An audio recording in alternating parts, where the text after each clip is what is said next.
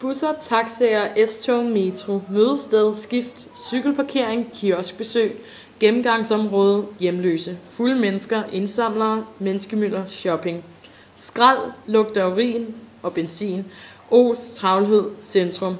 Det er bare nogle af de ting, vi forbinder med Nørreport station. Men hvilken betydning og funktion har Nørreport egentlig for danskere?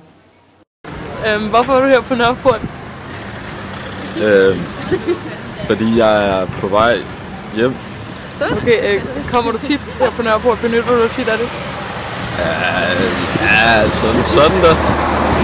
Okay, hvor tit cirka? Sådan mange gange om ugen? Ej, eller? Måske en gang om ugen. Okay. 2 gange om ugen. Hvad er det bedste og det værste ved byrummet? Så? Det bedste er, at det er effektivt, og at man kan komme hurtigt videre. Og sådan.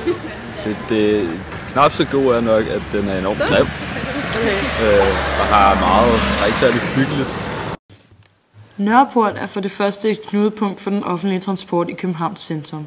Men selvom det er en del af vores travle hverdag, og selvom det ikke er et smukt naturligt sted, har det stadigvæk en individuel betydning for det enkelte menneske.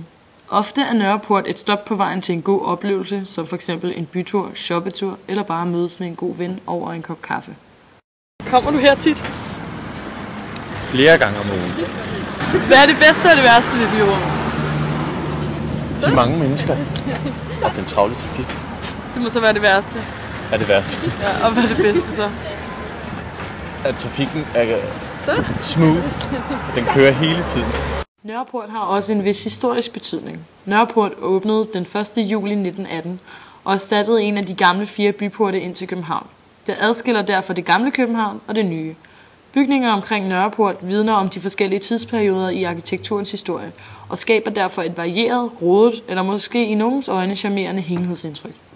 Vores vision for Nørreport i fremtiden er at skabe en stor funktionel terminal, som er mere overskuelig og bæredygtig.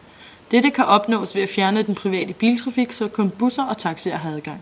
Dette vil også skabe mere plads til parkering af cykler, som i øjeblikket er et problem.